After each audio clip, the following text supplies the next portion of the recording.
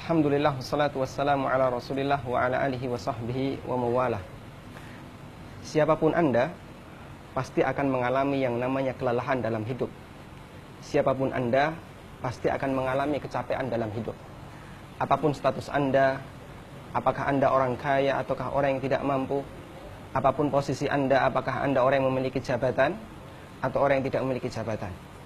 Karena Allah Subhanahu wa taala telah menegaskan dalam Al-Qur'an, ya ayyuhal insan, innaka kadihun ila rabbika kadhan famulaqih. Wahai manusia, sungguh kalian akan mengalami kelelahan dalam menjalani hidup. Kadhan ila rabbika, menuju Allah Subhanahu wa taala, artinya menuju kematian. Famulaqih, sampai kalian ketemu Allah Subhanahu wa taala.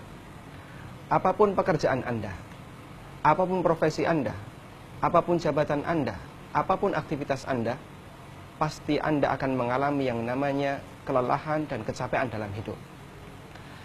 Kita di dunia ini dituntut untuk mencari dua hal. Yang pertama, mencari bekal akhirat.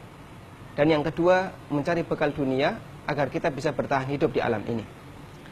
Karena itulah yang perlu untuk kita perhatikan.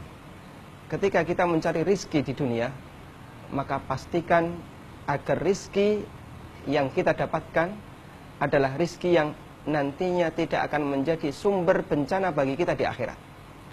Kita di dunia sudah sangat kelelahan. Sudah banyak sekali masalah yang kita hadapi. Baik kelelahan karena musibah lahir, kelelahan secara fisik, atau kelelahan karena musibah batin, kelelahan secara rohani. Lahir batin kita mengalami kecapean.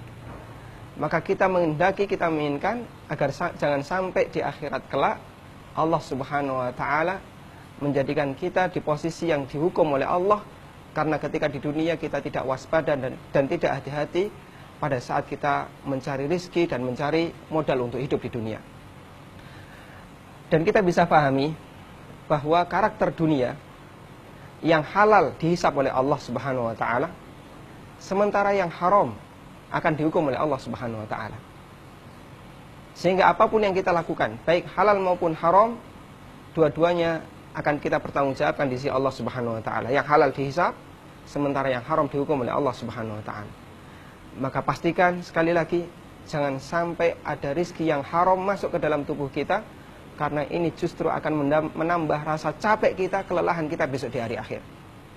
Di dunia kita sudah sangat kelelahan. Kita harapkan akhirat kita adalah menjadi tempat untuk istirahat kita, tempat kita untuk mendapatkan kebahagiaan yang sejatinya, yang hakiki.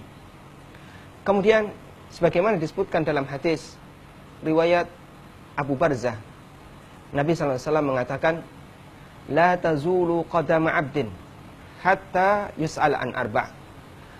Sesungguhnya kaki seorang hamba besok di hari kiamat, dia tidak akan bergeser sampai dia dihisap oleh Allah dan ditanya oleh Allah tentang 4 hal. Salah satu kata Nabi SAW yang akan ditanya kepada umat manusia adalah wa an malihi min aina iktasabahu wa fima anfaqah. Allah Subhanahu wa taala akan bertanya kepadanya tentang harta. Min aina iktasabahu, yang pertama dari mana dia dapatkan harta itu? Apakah dari jalur yang halal? Wa fima anfaqah, dan untuk apa harta itu dibelanjakan. Satu prinsip yang diajarkan dalam Islam tentang masalah harta, bahwa kita tidak hanya ditanya oleh Allah Subhanahu wa taala dari mana harta itu kita dapatkan. Apakah harta itu kita dapatkan dengan cara yang halal ataukah cara yang haram? Tidak hanya itu. Namun yang juga akan ditanyakan oleh Allah Subhanahu wa taala adalah bagaimana cara kita menggunakan harta itu. Makanya hisab harta lebih panjang. Harta itu dihisab dari mana mendapatkan dan untuk apa disalurkan. Sebagian orang berprinsip, yang penting kan harta saya halal, yang penting apa yang saya dapatkan halal. Ini prinsip yang benar, cuman tidak cukup di situ. Sehingga yang perlu kita pikirkan tidak hanya masalah halal haram bagaimana kita mendapatkan harta, tapi juga yang perlu kita pikirkan adalah bagaimana cara penyaluran harta yang benar. Sehingga dengan demikian, kalau kita memahami bahwa dalam konsep harta dalam Islam itu kita dihisap oleh Allah Subhanahu wa taala dari mana kita mendapatkannya dan untuk apa kita membelanjakan harta itu, maka kita harus sadar bahwa ketika kita mendapatkan harta itu, pastikan harta itu halal. Yang kedua, di saat harta itu ada di tangan Anda, hati-hati.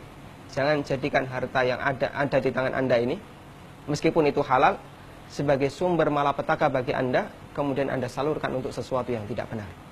Semoga apa yang Allah Subhanahu wa Ta'ala berikan kepada kita menjadi harta yang diberkahi dan bisa kita gunakan untuk semakin mendekatkan diri kepadanya.